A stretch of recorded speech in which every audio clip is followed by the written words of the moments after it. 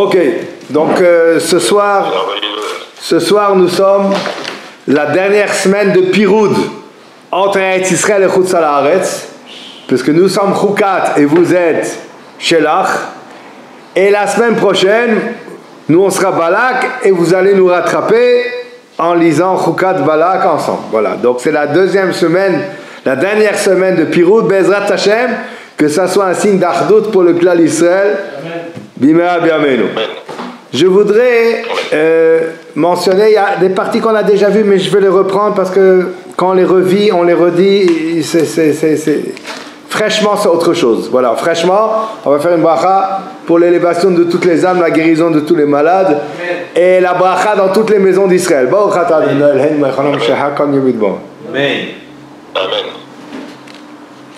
Alors je voudrais ce soir relier les parachiotes passées à celles de cette semaine de deux manières. L'une qui va être un lien depuis Be'alotecha, Shelach, Korach, Chukat, et l'autre qui va être un lien pas à partir de Be'alotecha, Shelach, Korach, Chukat. Bon, le lien de Korach il sera presque identique. La première explication, je fais le plan de l'enchaînement et ensuite qu'on va développer et expliquer. À la fin de Parashat Be'alotecha, on nous explique ce qui est la vraie humilité sur laquelle le Ramban il écrit Vehi ma'alot tovot, shebe ma'alot tovot, c'est la plus grande des qualités de toutes les qualités, c'est la hanava. Dans Parashat Shelach, on parle de la fausse humilité, destructrice. Dans Parashat Korach, on parle de l'orgueil qui emmène à la dispute et à la discorde. Et dans Parashat Chukat, on va arriver à un enseignement de comment est-ce qu'il faut jongler entre la Hanava et la Gava. De l'eau, c'est mieux. Alors, dans Parashat Be'alotecha, on a terminé la paracha sur l'épisode de Myriam qui a parlé sur son frère Moshe, sur lequel le pasuk nous dit va ish Moshe anav me'od mikol ha'adam asher al pnei adama. L'homme Moshe était le plus humble de tous les hommes qu'il y avait sur terre. Le Or Sameach, où il a un très long commentaire sur Perek He Halacha Aleph d'Ilchot Teshuvah, il conclut son passage en citant une explication de son grand-père, Rav Hanania Cohen. Une explication extraordinaire comme vous allez voir. Il est écrit dans le pasuk Moshe Anamod Mikol Asher Pnei Adama. Alors, il cite la question du philosophe, qui, comme on va le comprendre de la question et de leur manque de réponse, c'est qu'ils ne savent pas ce que c'est la Hanava parce qu'ils n'ont même pas goûté. Le Chazon Ish, il a dit que la question n'existe que pour celui qui ne sait pas ce que c'est la Hanava. Il demande comment est-ce que Moshe pouvait être le plus humble des hommes, est-ce qu'il ne savait pas qui il était. Alors Chazon Ish, on lui a posé cette question-là, il a dit ne pose cette question que celui qui ne sait pas ce que c'est la Hanava. Bon, alors ça c'est ce que les philosophes disent. Alors maintenant voici la réponse qu'il a donnée à Hanania Cohen. On peut expliquer, voici ce qui a emmené Moshe Rabbeinu à une grande humilité. Je ne vais pas vous lire mot à mot, bien que ça vaudrait la peine, mais je pense que ça vaut la peine de faire l'effort de le lire plus tard. Et c'est du fait que Moshe Rabbeinu, il a réussi à clarifier, à purifier sa matière, et son corps s'est transformé en spirituel d'une manière plus élevée que toutes les autres créatures, et il voyait Kaviachol, l'honneur d'Hachem face à face, ça veut dire une proximité d'Akadosh Baruch Hu inégalée. V'haya ne'edar min ha'bchira. Dû à cela, il avait plus de libre arbitre. Les choses étaient tellement claires pour lui qu'il voyait Tmunat Hachem panim el panim, velo haya shayach bo tzivui la'amin.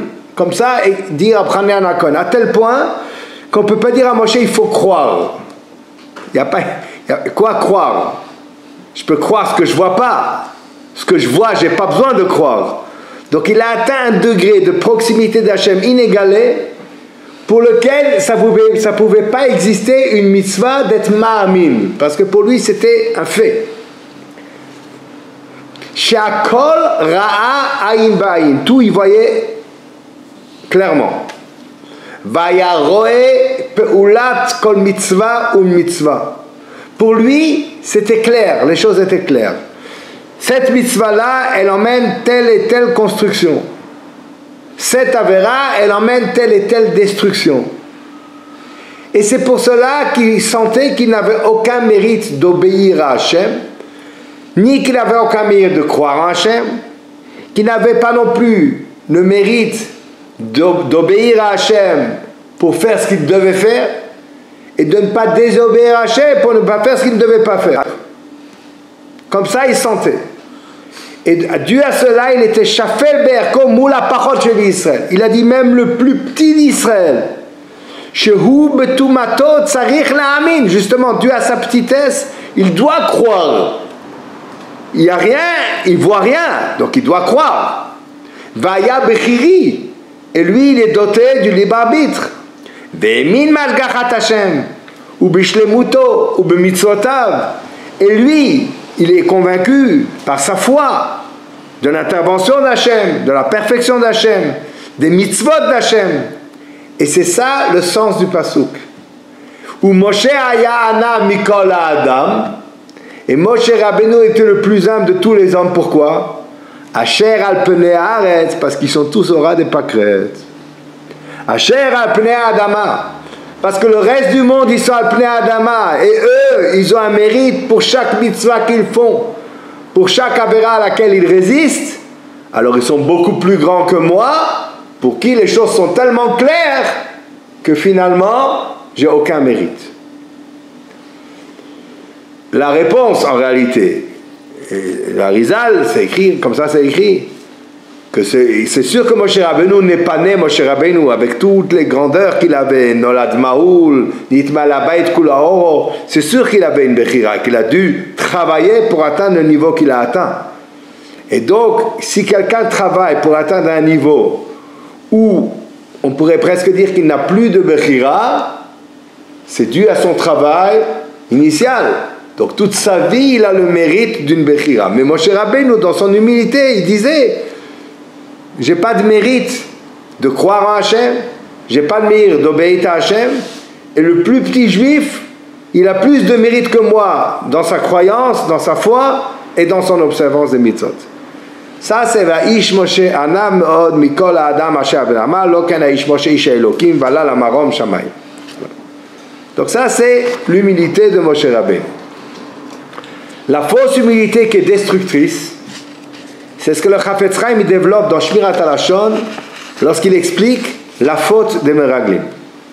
Et après, il dit que ce Yetzer Hara qui a touché les Meraglim est un Yetzer Hara qui nous touche personnellement, tout un chacun. Dans l'introduction de ce qu'il dit par rapport aux Meraglim, alors je dis juste ce que le Chafetz Chaim a écrit. Il dit comme ça: j'ai connu que le Yetzer Hara, il a l'habitude de changer ses tactiques. Et c'est pour cela que dans l'expression de Chachamim, il est Yoshev Ashne Mafteche Alev, il est assis entre les deux lobes du cœur. Le Yetzer Hara, le Yetzer Hatov, il est à droite, le Yetzer Hara, il n'est pas à gauche, il est au milieu. Parce que des fois, il travaille à gauche et des fois, il travaille à droite. Parfois, il donne de l'orgueil à l'homme. Mais tu t'imagines qui tu es? Chut, extraordinaire. Tu t'imagines un petit peu ce que tu as déjà fait, tes acquis. Wow, je pense qu'avec ça, tu es quitte pour 200 ans de mitzvot. Avec ce que tu as fait déjà tellement extraordinaire. Ça, c'est l'orgueil. Mais d'un autre côté, lorsqu'il voit, donc il emmène l'orgueil. Et lorsqu'il voit que cet homme-là, il se renforce en l'honneur d'Hachem, parce qu'il sent que le Yetzer Hara l'a encouragé, à ce moment-là, où mapil atzvut belev adam, il emmène de la tristesse qui est dans le sens d'un découragement chez l'homme. Et il se dit, cette mitzvah-là, elle n'est pas pour toi. Ça, c'est pour celui qui est saint de naissance, et pas pour des petits comme nous. et il commence à lui rappeler tout ce qu'il a fait, toutes les erreurs passées, et bien qu'il a regretté, et bien qu'il a jeûné là-dessus, et bien qu'il a fait tchouva, il lui fait oublier la tchouva qu'il a fait et il lui rappelle uniquement les erreurs passées. Et il lui dit, avec ça tu veux encore t'avancer, avec ça tu veux encore te présenter devant Hachem. Et c'est exactement le Yetzer Hara qui a attaqué les Meraglim. Il leur a dit, vous savez, Eretz Israël, c'est bien beau, la promesse d'Hachem, elle est encore plus belle, mais c'est un pays de géants, c'est une conquête miraculeuse. Vous croyez vraiment que vous méritez des miracles? Si ce serait naturel, peut-être, mais des miracles, vous, des miracles, vous, qui dans les 40 jours après que vous avez reçu la Torah, vous avez fauté, vous avez rejeté Hachem, vous avez fait le Hegel, vous pensez qu'Hachem va vous faire des miracles? Et c'est pour ça que le Sanhedrin, parce que plus on est grand, plus on a de remords, ils ont été pris au piège du Yetzer Hara. Ils ont dit, mais il a raison, c'est très grave ce qu'on a fait. Mais pourtant ils ont fait tchouva, pourtant ils ont jeûné et écrit en Pirkei de Rabbi Eliezer. Ça il leur a fait oublier. Et il les a attaqués à tel point qu'ils n'arrivaient plus à avancer. Ça y est, ils ont baissé les bras. C'est vrai. Ils nous ont dit que finalement, il faut des miracles surnaturels pour la conquête d'Eretz Canaan. On n'est pas à ce niveau. Hachem, il ferait si on était des tzadikim. Mais on n'est pas des tzadikim. On a fauté. On a un bagage derrière. Hachem ne va pas nous faire des miracles. Alors qu'est-ce qu'il est venu, Caleb, il leur a dit? Il leur a dit, allons allez, on va monter. Hachem, il va nous faire des miracles. Il n'a jamais dit qu'il ne ferait des miracles qu'à celui qui n'a jamais fauté. Il n'a jamais dit qu'il ferait des miracles qu'à celui qui est un tzaddik. Ach b'Hashem al timrodu. Si vous ne vous révoltez pas contre Hachem avec préméditation, mais c'est uniquement des erreurs du passé, vous pouvez être assuré qu'Hachem nous aidera. Et eux, ils se sont laissés décourager par les Yetzer Hara. Non, non, non, c'est pas possible, il ne nous fera pas de miracle. Et, comme ils ont dit, Chazak Mimenu, même s'il a tous les moyens, mais pour nous, il ne le fera jamais. C'est perdu d'avance. Et ça, c'était la fausse humilité. Dit le Chafetz Chaim, ce Yetzer Hara, il existe chez tout un chacun. Il dit que ce Yetzer Hara aussi, on vient chez quelqu'un et on lui dit, mais il faut étudier. C'est bien de consacrer un moment. Il dit, ah non, moi je pourrais jamais consacrer toute ma journée à l'étude. Donc je peux pas.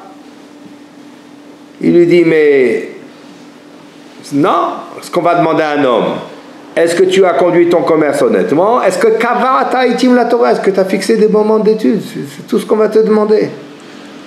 L'essentiel, c'est de ne pas se révolter. Et lorsqu'il est Tzahara, il voit qu'il n'arrive pas à séduire l'homme, il commence à lui dire que Akadosh Baruch Hu, c'est seulement si tu dois savoir, mais tu t'imagines ce que c'est Akadosh Baruch Hu, qui c'est Akadosh Baruch Hu, qu'est-ce que c'est le qui c'est Kavod, et tu sais quelle étude, et tu dois dans quel degré de pureté ça s'appelle une étude, autrement ça ne vaut même pas la peine, c'est même pas apprécié par Akadosh Baruch Hu. Et qui c'est qui peut mériter d'être acquitté dans le jugement d'Akadosh Baruch Hu? Uniquement les grands tzadikim. Et avec tous ces arguments, il vient le Yetzer Hara contre l'homme pour le réduire, le rendre petit, le décourager, afin qu'il se relâche dans la Avodat Hashem. Mais le Yetzer Hara, il oublie qu'Akadosh Baruch Hu, qui aime Chesed, il veut leur faire mériter. Il a créé la Tchouva, qui a été créée même avant que le monde ne soit créé. Et c'est pour cela que s'il découvre qu'il a fait une mitzvah ou il a étudié la Torah d'une manière qui n'était pas convenable, là-dessus il doit immédiatement regretter et prendre à partir de lui de s'améliorer, mais jamais baisser les bras avec l'état du Yetzer Hara qui vient le décourager et lui emmener la fausse humilité. Donc ça c'est parashat Shelach. Korach, comme on a expliqué, c'est l'orgueil. Il a vu Shalshelet Gdola, il a vu une grande lignée qui allait sortir de lui. Shmuel, un avis qui est l'équivalent de Moshe de Aaron, 24 gardes de Lévim qui tous seraient des prophètes. Et il a dit, je suis tellement grand, parce que si j'ai de si grands descendants, c'est que le potentiel, ça vient de moi. Et donc, il s'est disputé. Donc ça, c'est l'orgueil. Maintenant, on arrive à Parashat Paraduma. Le Be'er Moshe, Rav Yechiel Me'ozhrov, que le Rav Wolbe Zichron Lebracha est considéré comme son maître. Il a écrit un sefer Eshdat des Mahamarim, Ber Moshe sur la Torah. Il rapporte au nom du Baal Shem Tov la chose suivante. Dans le sefer Keter Shem Tov, c'est rapporté au nom du Baal Shem Tov. On lui a demandé concernant la para Aduma, qu'est-ce qu'on peut tirer comme enseignement dans la Avodat Hashem à partir de la para Aduma? Et de plus, que c'est incompréhensible, comme on sait que le chok de la para Aduma, c'est que ça purifie l'impur et ça impurifie le pur. Ah, là-dessus, il a dit comme ça. Para Aduma, c'est l'orgueil. L'orgueil, elle purifie l'impur et elle impurifie le pur. Qu'est-ce que ça veut dire? Celui qui est démoralisé, celui qui n'est pas motivé de faire des mitzvot, les Chachamim, ils ont dit le Olam Yasok Adam Betorah ou Bemitzvot Afilu Shelo Lishma. Shemitoch Shelo Lishma Balishma. Un homme, il doit faire Shelo Lishma. C'est quoi Shelo Lishma? Par orgueil. El mode que des Sheikrouni Rav. Je vais étudier comme ça, on va m'appeler Rav. Je vais faire les mitzvot comme ça, je serai bien vu. Je vais faire ci comme ça, la société me regardera d'un bon oeil, etc. C'est pas grave. Fais-le de cette manière-là. Ça, c'est la gava, l'orgueil, qui purifie l'impur. Celui qui n'a pas de motivation, qui ne serait pas prêt à faire ce qu'il doit faire. Alors lui, il doit utiliser cet orgueil-là pour se motiver. Mais celui qui a déjà atteint un degré où il fait l'ishma, sans pniot, sans intérêt personnel, et maintenant, il voudrait faire pour quelque chose, alors l'orgueil chez lui, elle impurifie celui qui est pur. Elle purifie l'impur et elle impurifie le pur. Comme ça, il a traduit le Baal Shem Tov. Et avec cela, il a traduit qu'on voit qu'un homme, il doit constamment jongler entre l'orgueil et l'humilité. La preuve qu'une partie de la Tara, de la para Aduma, c'est Velakar, il va prendre Etz Erez Ve'izov. Il va prendre l'Etz Erez, le cèdre du Liban. C'est l'orgueil. Ve'izov, et la plante d'Izop, elle aura du sol. Ça veut dire qu'il va prendre ensemble l'orgueil et l'humilité. Et il va jongler entre les deux. Parfois, il va s'enorgueillir, parfois, il va se rabaisser. Et il doit jongler entre les deux. C'est ça la Tara. La Tara, chez Ikach la Asmo la Siata Mitzvah, Yemadoud. Et c'est pour ça qu'il a écrit Etz Erez Ama. Une coudée. Donc même l'orgueil mesuré. Et il doit prendre l'orgueil, d'un autre côté, la branche d'Izop, et il doit jongler entre les deux. Klalo shel davar. La règle générale. Tara tapara shemauta anava. La purification de la para, qui est l'humilité, puisque la vache, on la brûle, on la détruit. Chayevet liyot beshiluv anava beitnasut. Ça doit être avec une association d'humilité et d'élévation. Etz Erez ve'izov. Grand et petit. Im betrilat knisat adam lavodat Hashem. Soit que ça soit au début de sa motivation, alors il doit le faire dans le sens d'intérêt, qu'on va bien le regarder, on va bien le voir, on va le respecter, on va l'honorer, etc. Soit c'est au début, soit c'est dans des moments de faiblesse. Même celui qui sert déjà à Kadosh Baruch Hu, parfois il a des moments de faiblesse. Il y a des moments où il a chuté. Et lorsque Yetzara il vient et lui dire toi tu vas aller te présenter et faire une fila devant Hachem, toi tu vas aller étudier Chochmato Yitbarach, la sagesse divine, avec ce que tu as fait, pour qui tu te prends? À ce moment-là, à ce moment-là, il doit utiliser le Etz Erez, comme il est écrit, Vayigba libo bedarke Hachem. Il a élevé son cœur dans la voie d'Hachem. Il s'est senti grand et de cette manière-là, il a pu servir à Kadosh Baruch Hu. Et il rapporte une explication remez extraordinaire de la mère de Premishlan. Vekilurin le'enaim, ce que la mère de Premishlan, il a traduit ça dans Rashi au début de la paracha. Zot chukat Torah. Le fit Shasatan v'umot haolam. Monin et Israël. Parce que le Satan et les nations, le Yetzirah et les nations, ils embêtent le clan Israël. Et il leur dit, ma mitzvah azot ou ma tam yeshba. Qu'est-ce que c'est cette mitzvah-là et quel sens elle a? Le fichar katavba chuka, c'est pour ça que je ne sais pas qu'on l'a écrit chuka. Alors maintenant il traduit comme ça. Gzerahi milfanai en lecha reshut larer acharea. C'est une gzera devant moi, tu n'as pas le droit d'avoir des arrière-pensées sur cette mitzvah-là. Lui il traduit comme ça. Ramir de Préméchat traduit comme ça. Gzerahi milfanai. Quand tu t'apprêtes à faire la mitzvah, tu dois dire c'est gzera. Je dois faire. Et lorsque tu as déjà fait la mitzvah, à ce moment-là tu dis en lecha reshut larer acharea. Après que tu as fait la mitzvah, n'y pense plus.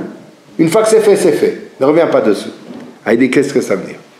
Il y a ici deux enseignements. L'un qui concerne l'avant mitzvah et l'autre qui concerne l'après mitzvah. L'avant mitzvah, lorsqu'un homme d'Israël il veut faire une mitzvah, le Yetzirah il lui dit qui tu es. Tu crois vraiment que ta mitzvah elle a une valeur aux yeux d'Hachem? Tu crois vraiment avec tout ton passé, tu crois que ta mitzvah elle va être appréciée par Hachem? Alors tu lui tapes dessus et tu dis Xéraï. Hachem il m'a dit de faire. J'en ai rien à faire avec tout ce que tu me montes la tête. Xéraï, milfanaï, avant de faire la mitzvah, tu dis c'est une xéra. Je sais pas quoi il a dit que je dois faire. Laisse-moi tranquille. Maintenant, lorsqu'un homme il a fait une mitzvah, les Satan il vient et lui dit tu es beau, tu es grand, waouh, tu t'imagines un petit peu, gadol ador. Tu lui dis Acharea, une fois que j'ai fait la mitzvah, j'y pense plus. Ça y est, c'est fait. Avant, tu lui dis Xéra, et après, tu dis En lecha reshut la'arer. Ça, c'est ce que tu dois dire avant, et ça, c'est ce que tu dois dire après. Et ça, c'est l'allusion de Rashi. Il fait la mitzvah, il faut lui répondre Xéra milfanai. Ou mimela lo tzrichim la'asota, fimena numuyim lo. Et donc, tzrichim la'asota. Donc, je dois accomplir la mitzvah, même si tu dis que je ne mérite pas. Hachem, il m'a dit de faire, Voilà, il s'adresse à tout juif. Moi, je fais partie des juifs, il m'a demandé de faire. Ça y est, Xéra. Ça, c'est Xéra. Après qu'il a fait la mitzvah, on dit En lecha reshut. Il vient maintenant et il veut qu'il soit orgueilleux, là-dessus En lecha reshut. On a déjà mentionné une fois ce qu'on dit au nom de Moshe Leib de Sassov. Il a dit, il a écrit ki en shikra lifnei kisei kvodecha.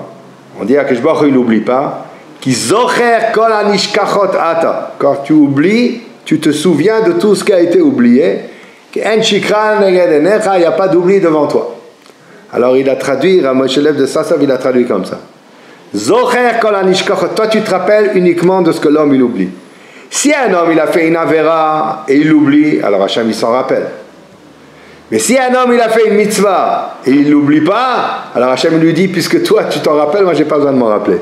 Ki zocher kol hanishkachot à toi. Toi tu te souviens uniquement de ce que l'homme il a oublié. Si quand il a fait une avéra, il s'en rappelle, alors il dit Hachem, puisque toi tu t'en rappelles, j'ai pas besoin de m'en rappeler moi. Mais si quand il a fait une mitzvah, il s'en rappelle, Hachem il dit, puisque toi tu t'en rappelles, moi j'ai pas besoin de m'en rappeler. Alors qu'ils zocher kol hanishkachot ata. En lecha reshut la'arer acharea. Une fois que c'est fait, ça y est, oublie. Si toi tu oublies, Hachem il s'en rappelle. Qu'ils zocher kol hanishkachot ata. Juste un petit passage du Tanya en l'honneur de la Iloula du Rabbi Zichrono Libracha qui était aujourd'hui. Et il dit comme ça, dans l'écouté Amarim, Perek Lamed, et ensuite je vais terminer avec le Lamed Dalet. Perek Lamed, il dit comme ça, Zot od zot yasim el libo lekayem ma'amar rabotenu zal veheve shfal ruach bifnei kol adam. Un homme, il doit accomplir la mitzvah d'être extrêmement humble. Et il explique pourquoi est-ce qu'il doit être humble, etc. Et bifnei kol adam. Et même si, et là-dessus, il y a écrit que tu dois te dire que si l'autre il a fauté, c'est les circonstances qui l'ont fait fauter, c'est le milieu dans lequel il évolue, c'est son mode de vie et son gagne-pain qui l'a emmené à trébucher, etc. Ça c'est Al-Tadin et Tadam, tu dois justifier son comportement en te disant qu'il a toutes les circonstances atténuantes. Mais toi d'un autre côté, tu n'as pas ces circonstances-là, donc toi tu dois être Shfal Ruach. Et après, dans le Perek Lamed Dalet, il parle de Shechina Batartoné, mais il explique qu'Akadosh Baruch Hu, il régnait dans le Beth Amidash, quand il n'y a plus le Beth Amidash, il règne dans l'Arba Amot Shel Torah. et qu'un homme, alors il dit comme ça, et c'est il les autres, puisque maintenant il n'y a plus le Beth Amidash, et c'est le Mishkan ou Mechol le Shifto. Je vais construire pour Hachem une demeure et un endroit pour qu'il puisse résider. C'est l'étude de la Torah que je vais faire. Selon ce que je peux faire, soit une vraie étude le jour et la nuit, soit le jour et la nuit. Comme Shulchan Aruch développe dans Ilchot Talmud Torah, ou bien un homme il peut vraiment étudier, ou bien Perek Echad, et s'il ne peut pas, comme il y a écrit la Gemara, même le Shema qu'il a lu le matin et le soir, ça peut déjà être compté.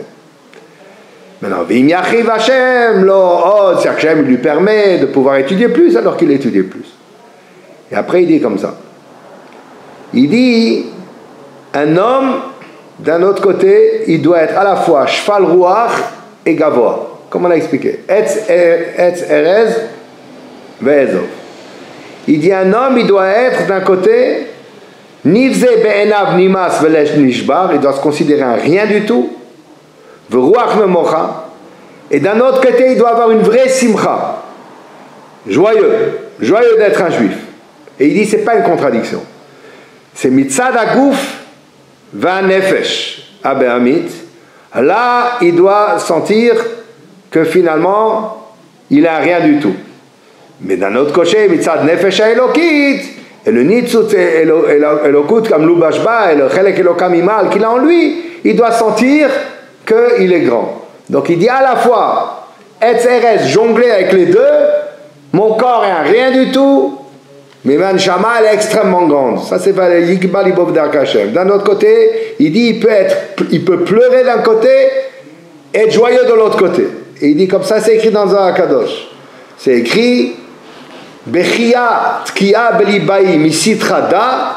D'un côté, alors j'ai les pleurs qui sont fixés dans mon cœur. Vechedva Tkia Belibai Misitrada. Et d'un autre côté, j'ai la joie qui est portée dans mon cœur. D'un côté, Shfal Ruach, de l'autre côté, Simcha, Bechia et Simcha, les autres. Ça, c'est Etz Erez ou Shnitalat.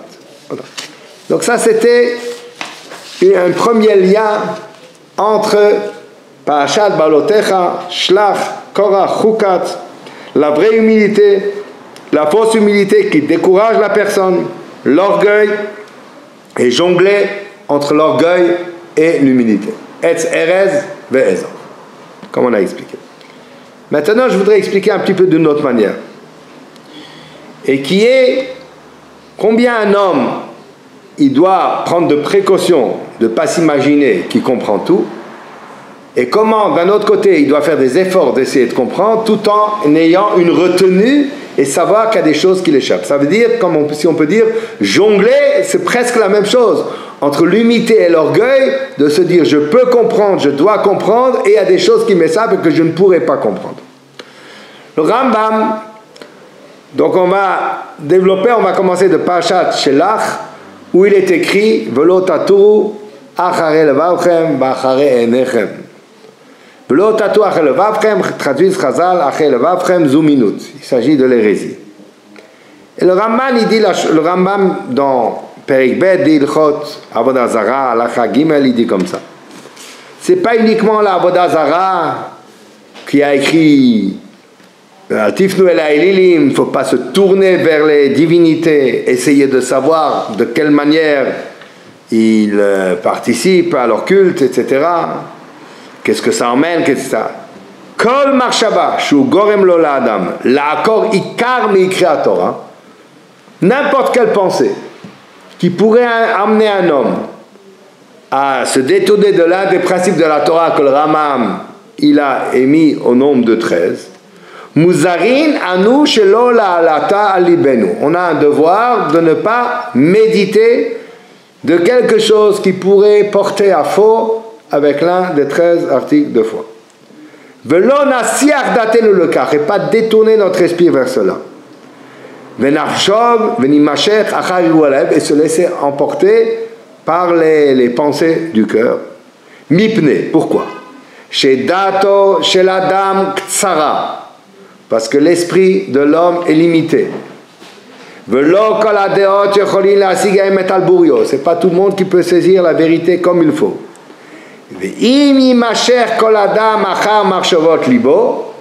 Et si un homme, il va se laisser entraîner, emporter par les pensées de son cœur, Nimtsa machariv et haolam le fi kotser dato.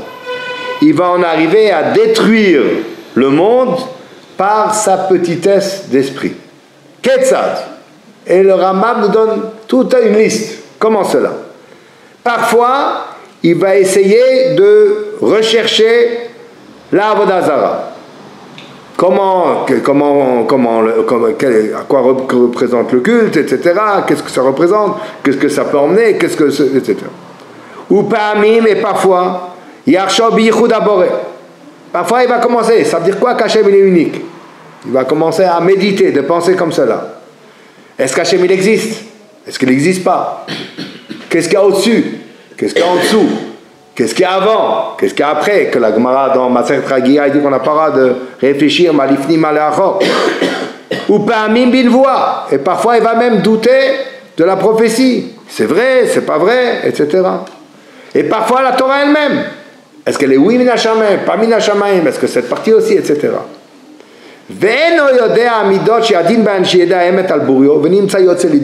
Et comme il ne connaît pas les réponses à ces questions, il va devenir apikoros. Et là, je voudrais vous lire un passage du Rambam et le traduire et l'expliquer. C'est concernant cela que la Torah nous a avertis et nous a enjoints.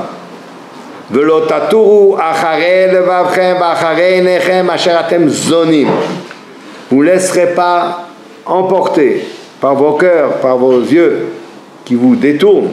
Klomar. Lo imasher kol echad mikem achar da'ato aktsara, que chacun de vous ne se laisse pas emporter par son esprit qui est limité. Vidame shemachshavto maseget haemet. Et il va s'imaginer que son esprit comprend la vérité. Dit, on a déjà mentionné cela, on va le mentionner juste brièvement. Le Rambam nous dit qu'il y a des questions d'hérésie et il y a un potentiel hérétique. Le potentiel, il est celui qui se laisse emporter par son esprit et qui pense qu'il peut tout comprendre, il est déjà potentiellement un apikoros. Un homme, il doit savoir que son esprit est limité et qu'il ne pourra pas toujours saisir la vérité. Pour reprendre juste un petit point qu'on avait déjà développé une fois, il y a dans la Gemara ce qui s'appelle Kushia et il y a dans la Gemara ce qui s'appelle Tufta. Il y a des questions et il y a des réfutations. La différence entre la question et la réfutation, c'est écrit dans les Rishonim, Rashi le rapporte. Une question a une réponse. Et même un passage de la Gemara qui reste, le Makshan, celui qui a posé la question, il reste sur une question, on peut trancher la halakha malgré la question. Parce qu'une question a une réponse. Par contre, lorsqu'on dit Tufta de Rabba Tufta, la réfutation de Rabba est une Tufta, c'est qu'on ne retient plus l'avis de Rabba. Donc la question, elle a une réponse, la Tufta est une réponse. Quelle est la différence? C'est que la question, elle sous-entend qu'il y a une réponse. Maintenant, une réponse, ça peut être une réponse tellement difficile que même le Makshan, il ne l'avait pas. Mais malgré tout, il peut y avoir d'autres, des Rishonim, qui vont expliquer pourquoi la question peut être répondue. Donc il y a une réponse à la question. Si maintenant c'est une question qu'il y a quelques êtres d'élite sur Terre qui ont la réponse, ça reste néanmoins une question, parce que cette question-là, elle a une réponse.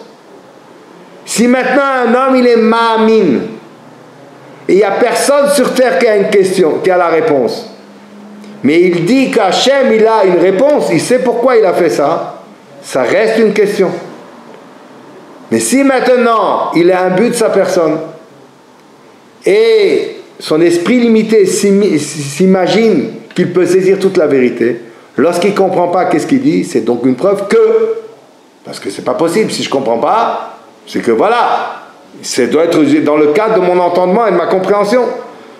L'exemple simple qu'on a donné une fois, c'est la Deuxième Guerre mondiale. Si quelqu'un va demander pourquoi il y a eu 6 millions de victimes, Alors s'il le pose sous forme de question, alors c'est une question. La réponse, Hachem il a. Hachem il sait pourquoi il a fait ça. Mais si un homme il dit, puisqu'il y a eu 6 millions de victimes, donc c'est une preuve qu'Hachem n'était pas présent, alors de la question, il a transformé en réfutation. Qu'est-ce qui a fait la différence? Est-ce qu'il a un but de sa personne et que s'il ne comprend pas, c'est qu'il n'y a pas de réponse? Ou bien est-ce que malgré le fait que je ne comprends pas, il y a une réponse que moi, je ne saisis pas? Dit le Rambam que le Issour de l'Otahu un homme ne doit pas se laisser entraîner, emporter par son esprit limité et s'imaginer qu'il saisit la vérité. Il n'a pas encore les questions, mais potentiellement il est déjà un hérétique. Potentiellement, si c'est ça son approche, à la moindre question il va tomber. Maintenant, jusqu'où ça va? Chovat al-Vavot, le Mesilat Yesharim, il dit que pourquoi est-ce qu'un homme doit faire des efforts, il doit faire Ishtadlut, il dit c'est une taxe qui a été imposée à l'homme à partir de la faute d'Adam Arishon lorsqu'il a été chassé du Gan Eden. Je ne pense pas que le Chovat al-Vavot discute avec le B'zeat Apecha, mais je pense qu'il vient expliquer Ta'amadikra, il vient expliquer pourquoi. Pourquoi à partir de la faute, l'homme doit faire des efforts? Dit le Chovat al-Vavot la chose suivante. La raison pour laquelle Akadosh Baruch Hu attend de l'homme qu'il travaille pour gagner sa vie, c'est pour deux raisons. La première, parce qu'Akadosh Baruch Hu, il veut tester l'homme, puisqu'il est forcé de travailler pour obtenir ce qu'il a besoin. Alors, il va voir, est-ce qu'il va le faire d'une manière autorisée ou d'une manière interdite. Donc, c'est un terrain de combat. Akadosh Baruch Hu, il a voulu que l'homme, il passe sur ce terrain miné, de manière à savoir, est-ce qu'il va passer entre les écueils, ou bien est-ce qu'il va foncer tout droit dans les erreurs. Ça, c'est une première raison. Vatam Hasheni, la deuxième raison pour laquelle Akadosh Baruch Hu, il a fait que l'homme travaille. Vous direz, quand la semaine des 5 heures, des 5 jours et encore moins que ça, c'est plus très valable. Je serai d'accord avec vous, mais je vous dis ce qu'il dit le Chovat al-Vavot à une époque où le travail s'appelait du travail. La deuxième raison pour laquelle Akadosh Baruch Hu a voulu que l'homme travaille, parce que si l'homme n'était pas obligé de faire des efforts pour travailler et de passer son temps à travailler, eh bien il rejetterait Akadosh Baruch Hu, il courrait après la Averot. Et il ne ferait pas ce qu'il doit faire. Et pour cela, Akadosh Baruch Hu, il a voulu que l'homme n'ait pas, comme il a dit le Rabbi de Kosk à ses talmidim, il a dit, je ne veux pas que vous ne vouliez pas fauter, je veux que vous n'ayez pas le temps de fauter. Alors, Akadosh Baruch Hu, il a créé des difficultés de manière à ce que l'homme soit préoccupé, pris et qu'il n'ait pas le temps de faire d'Averot. Et c'est ça le Yafet Talmud Torah im Decheret, chez Giat Shne Mashkachat Avon, lorsqu'il est épuisé par son travail et par la Torah qu'il étudie, il ne pourra plus faire de fautes.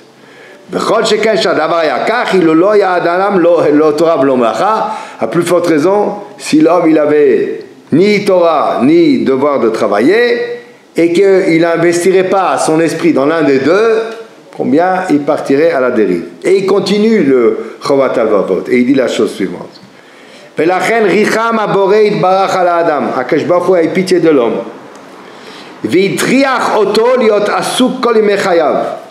Il l'a fatigué à devoir s'adonner toute sa vie, et dans les préparatifs du Olam Haba, ça veut dire dans le Olam Hazé et dans le Olam Haba. Kedei shelo yeh panui levakesh dvarim she'enam nechutzim lo, pour qu'il n'ait pas le temps de rechercher ce qui n'est pas vraiment nécessaire pour lui. Ou kedei, les mots de Chovat al-Vavot, traduit dans le Lev-Tov, mais c'est les mots de Chavad. Shelo yachkor beinyanim sheben kol lo yuchal lasig otam besichlo, pour qu'ils ne réfléchissent pas, qu'ils ne méditent pas sur des choses que de toute façon, ils sont insaisissables pour son esprit. Que gon, par exemple, achakira me'aya kodem shinivra olam, maye achai sofo, lifnim lachor. Qu'est-ce qu'il y avait avant? Qu'est-ce qu'il y avait après? Il n'aura pas le temps, il a d'autres soucis. Il n'aura pas le temps de penser à ça.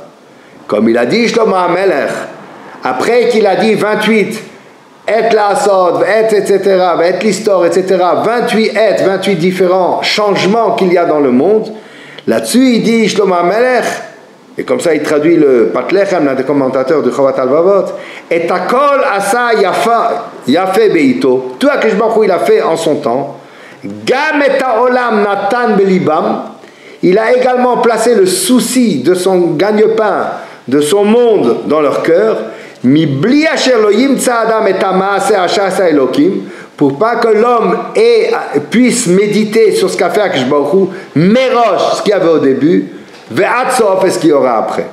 Pourquoi est-ce qu'Akadosh Baruch Hu, il a fait qu'il y a des changements constants, de manière à ce que l'homme il soit préoccupé par ces changements. Il nous a rajouté maintenant les changements climatiques. Mais en plus, avec les 28 changements qui existent dans le Etla, etc., tout ça, c'est pour que l'homme n'ait pas le temps de méditer sur avant et après. Tu as assez de soucis. Essaye de gagner ta vie et prépare ta valise pour le Olam Haba. Avec ces deux valises à faire, celle de maintenant et celle des vacances dans l'au-delà, avec celle-là, tu auras de quoi t'occuper.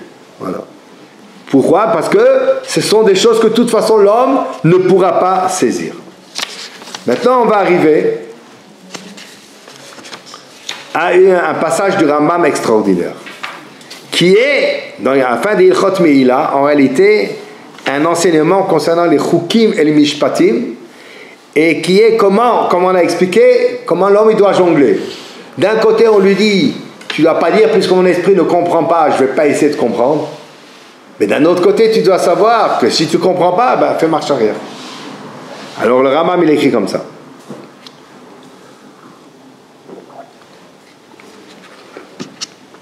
Raoui la Adam leitbonen bemishpete haTorah akdosha.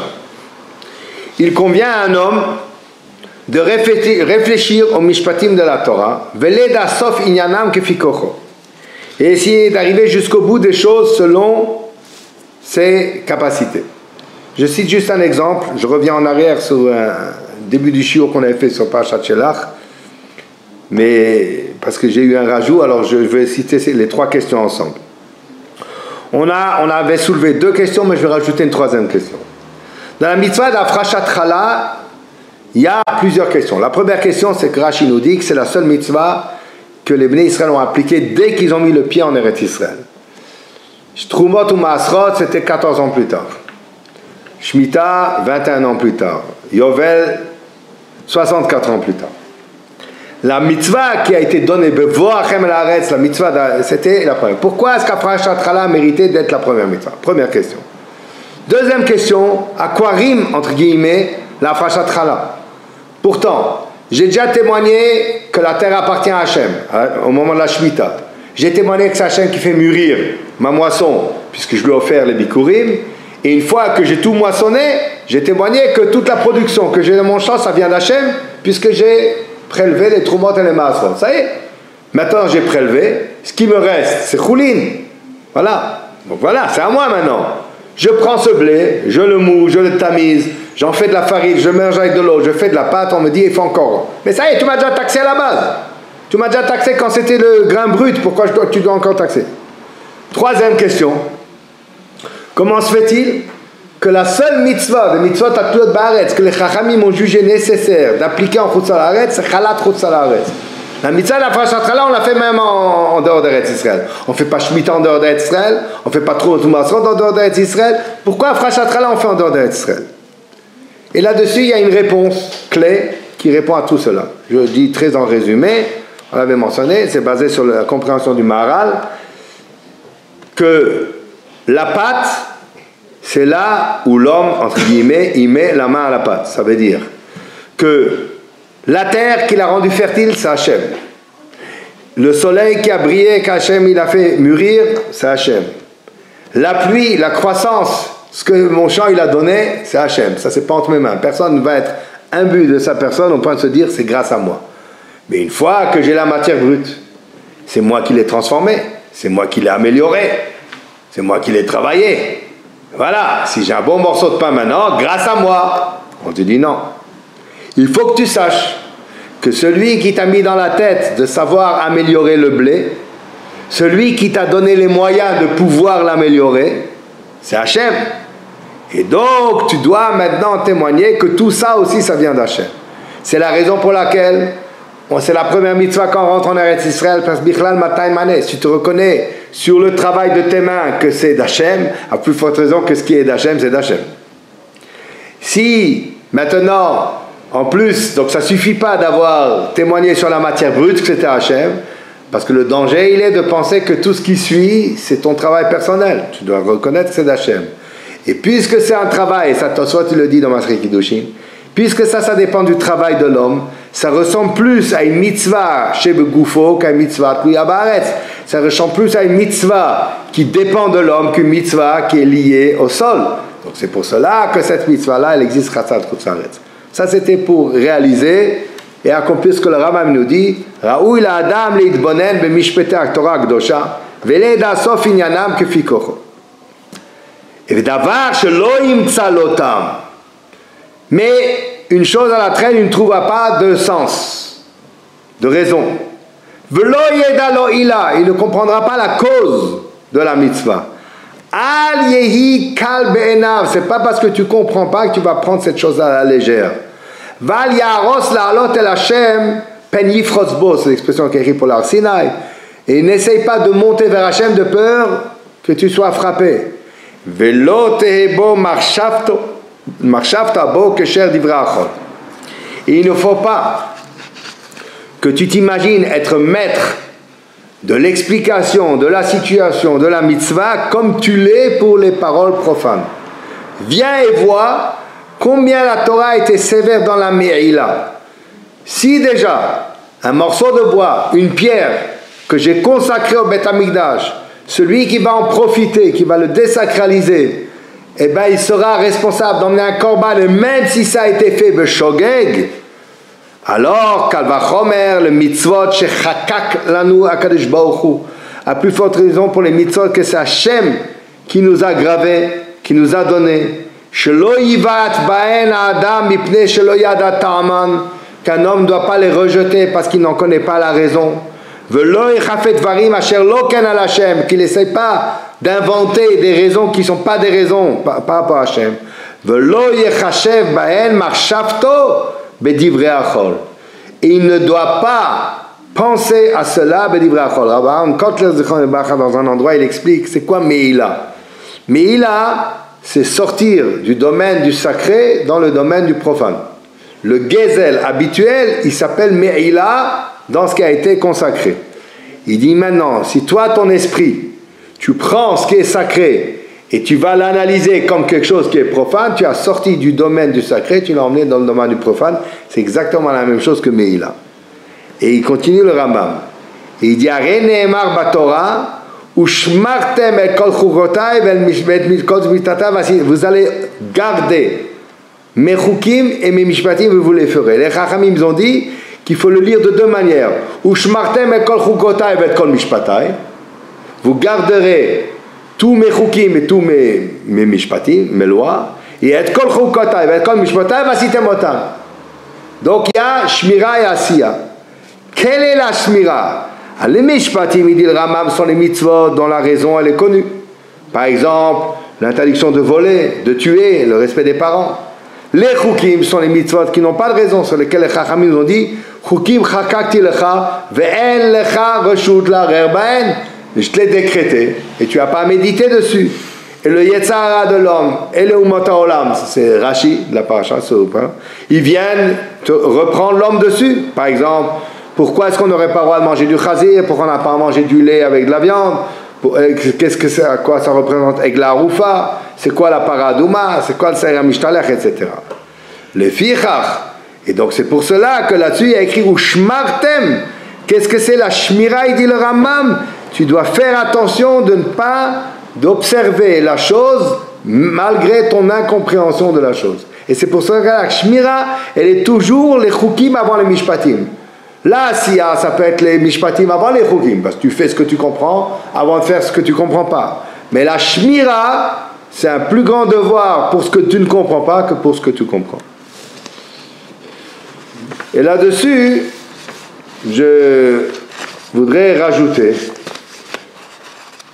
bon, déjà un passage de la Gemara dans Masechet Sanhedrin où Rav Yitzchak il a dit d'Afrafa la Famudbet, pourquoi est-ce que les raisons des mitzvot n'ont pas été données? Parce que voici pour 2 mitzvot la raison a été révélée et le plus sage des hommes il a trébuché.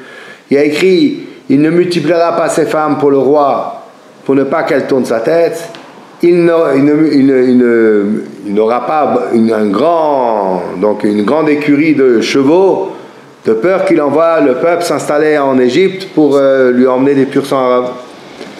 Et Shlomo HaMelech, il a dit concernant les deux, moi, je me connais et je sais que je ne trébucherai pas. Et il a trébuché. Alors tu vois que les mitzvot ou les raisons ont été données. Shlomo HaMelech, il a cru qu'il pouvait passer outre la raison qui a été donnée parce qu'elle ne s'appliquait pas à lui, et il a trébuché.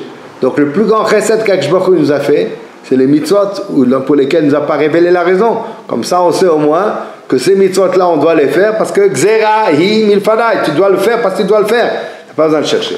Et là-dessus, je terminerai juste avec ce passage extraordinaire de quelle est la réponse qu'on va donner. Parce que les nations, alors le Rambam il nous dit le devoir, comment on doit faire. On doit se protéger pour ce que les nations nous disent, mais pourquoi vous le faites? Yetzara, les nations. Mais Rashi il dit, le fi shasatan vumotola moninet Israël lomar ma mitzvah azot matam yeshba. Parce que le Satan et les nations viennent embêter, taquiner le clan Israël en leur disant, mais pourquoi vous faites cette histoire? Quelle est la raison? C'est pour cela qu'il est écrit Gzerahi milfana, c'est un décret devant moi. El Rabjud la Réa. Et la question qui se pose, c'est d'accord, ils me disent ça, mais en quoi le fait que c'est écrit Chouka, alors c'est une réponse, qu'est-ce que je vais leur donner comme réponse? Et là-dessus, le Kometz Mincha, arrière-grand-père de ma femme, il donne une réponse extraordinaire. Il donne un machal. Ce machal-là, on l'a déjà mentionné, que vous l'avez sur la feuille. Je ne vais pas le lire, il dit que ça arrive souvent des œuvres d'art qui ne sont pas appréciées et qui sont ignorées. Et tout d'un coup, on découvre une signature d'un artiste mondialement connu et renommé, et tout d'un coup, tout le tableau, il est illuminé, il a été transformé. Il n'est pas devenu plus beau après qu'avant, croyez-moi. Il n'attirait pas l'attention. Qu'est-ce qui a changé? C'est la signature. Et parce que c'est signé d'un maître d'art, on dit... Alors il dit, c'est ça la réponse. Tu dis, pourquoi je devrais faire ces mitzvot-là? La nation dit, pourquoi de faire? La réponse elle est, Gzera milfana, c'est signé Hachem. Si tu comprends qui c'est qui a signé, tu peux, les yeux fermés, t'avancer. Et il dit plus que ça. Il dit d'abord, même si toute la Torah n'était qu'un ensemble de chukim, dont on n'arriverait pas à comprendre qu'est-ce que ça peut nous apporter, mais malgré tout, il faut que tu saches que le fait, on aurait aussi une réponse. Et c'est quoi la réponse qu'on aurait? Ce Sefer Torah qu'on a entre nos mains depuis plus de 3000 ans, qui a été transmis par nos ancêtres qui, eux, ont assisté à la révélation du Sinaï, qui ont pris sur eux d'appliquer la Torah, d'avoir confiance en Hachem, lorsqu'ils ont dit Naaseh Venishma, et qui ont compris que l'accomplissement des mitzvot, elle était pour leur bien. Et même si, à ce moment-là, ils n'avaient pas la compréhension du pourquoi des choses, ils ont compris qu'Akadosh Baruch Hu voulait leur bien. Mais on peut continuer à rajouter à ceux qui nous attaquent. Nous savons combien l'application de la Torah, elle a emmené de bracha, de bonheur, combien elle a établi des Juifs d'une morale élevée et de caractère extraordinaire. Et c'est le kiyum de la Torah qui nous a donné la force de surmonter notre exil depuis plus de 2000 ans, à travers tous les poursuites et toute la haine, sans comparaison, qui nous a frappés. Et mais notre Torah là, ça c'est tout ça, ça c'est même si on ne comprenait pas. Et en plus maintenant, que la plus grande partie de la Torah, ce sont des mitzvot qui sont très compréhensibles, le pourquoi de la chose, les mitzvot qui sont d'ordre social, même celles qui sont envers Akadosh Baruch Hu, qui nous rattachent à Akadosh Baruch Hu, qui nous rappellent ce qu'Akadosh Baruch Hu a fait pour nous, et qui sont de cela la base de la famille, la base du foyer, la base du pays, la base de la société. Et si ça c'est toute la Torah, alors même s'il y a quelques mitzvot desquels tu n'arrives pas à percevoir le pourquoi de la chose, bevadai le tovatenu nitna, c'est sûr que ça a été donné pour notre bien. C'est pour cela que on peut répondre le chol mi shemonet Israël bepara aduma, à tout celui qui vient embêter le clan d'Israël. Voilà, vous avez une mitzvah là incompréhensible. Ben Adam, homme, zachor ki chok ze katuv yachad im chukei hayesod shel haenoshut. sache que ce chok-là, il est écrit en même temps que tout ce qui sont les fondamentaux de la société humaine. Avec les autres lois de la Torah dans leur valeur extraordinaire et sans aucun doute.